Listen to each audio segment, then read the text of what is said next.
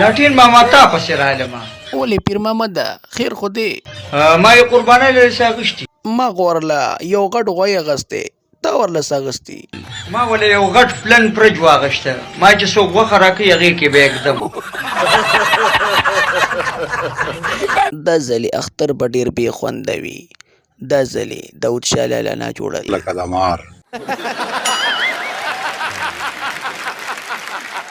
لټن ماما په دې قربانه پسې یو پنې لطیفه وکړه توتي ګله پخوا یو شیخ و هغه بیزه لاله کړې وه په قربانۍ کې بس یو شپږ میاشتې پسې خوب ولیدو هغه شیخ و او بس یار دې په جنت کې بیزې ولیدي او لبې کولې ده پکې خپله بیزه چې کوله خو هغه پکې نه وه هغه ملاسته وه دې شیخ د خپلې بیزې نه تپوس وکړو وي ته ولې ملاسته یې هغې بیزې ورته وي شیخ صاحب ستاسو په فریزر کې زما نه یې وخت پاتې شوي ده څنګه پاڅم